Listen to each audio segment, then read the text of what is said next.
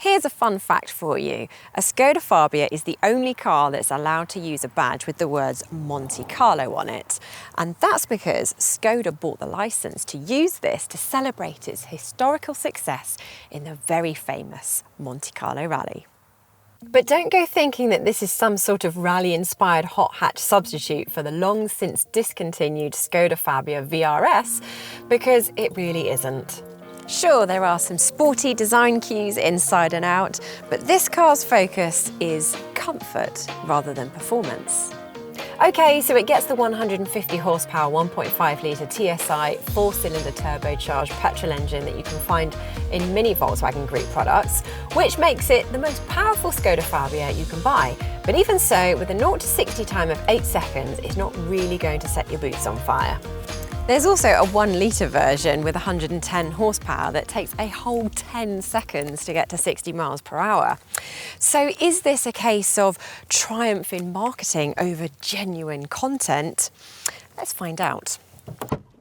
Starting at the back, as with any Fabia, boot space is very, very good. There's 380 litres of luggage capacity here, which is more than a Volkswagen Polo and more than a Ford Fiesta. In fact, it's more in line with the larger Volkswagen Golf. Fold the seats down meanwhile and you'll get 1,190 litres of storage space, which really isn't bad at all. In terms of rear seat space, the Fabia is equally as generous, with the accommodation on offer back here sitting somewhere in between a supermini and a larger vehicle such as a Volkswagen Golf or Ford Focus.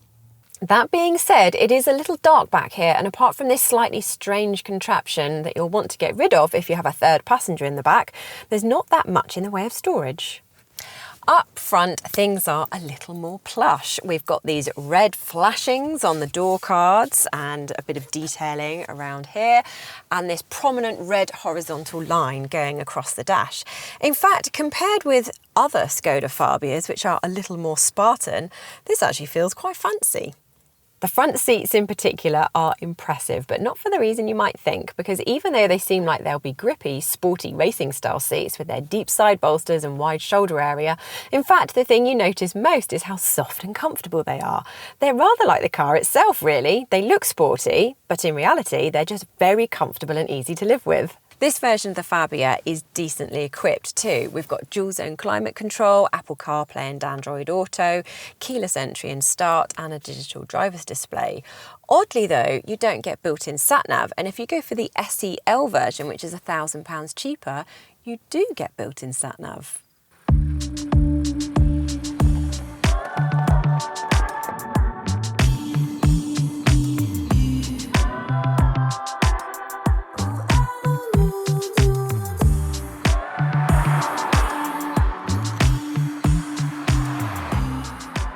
The first thing you notice when you take the Fabia onto the road is how grown up it feels. It's not as smooth and cosseting as its big brother the Octavia, but for a supermini it's really impressive. It's smooth and it cushions out the rough British roads very well. And the 7-speed dual-clutch automatic gearbox changes gear almost imperceptibly in its standard setting. Similarly, the 1.5 litre turbocharged engine is refined and always feels like it has enough power on tap to make overtaking a stress-free process. However, if you're thinking of the Fabia as a sort of cut-price hot hatch, a cheaper alternative to a Ford Fiesta ST or a Volkswagen Polo GTI, then you're going to be left very disappointed. Start to work the engine a bit harder and it sounds and feels a tad breathless at higher revs, while the gearbox can sometimes be a little slow to react. To a certain extent, you can mitigate this issue by flicking the gear selector lever into S, but even then, it's not the most sporty feeling experience. What's more, and this is particularly frustrating given the car's rally branding, there are no paddle shifts and you can't specify a manual gearbox. In the end though, that really only matters if you are looking at the Fabia as a sporty car. Think of it instead as a plush, comfortable, spacious, well-equipped and reasonably good value supermini, and the chances are you'll be much happier with your purchase.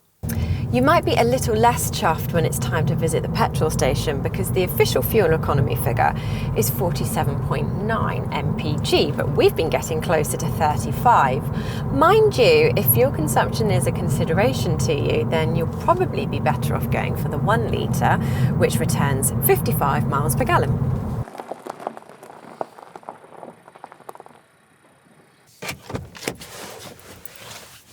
What to make of the Monte Carlo then? Well, there's no doubt it's a good car, a really good car.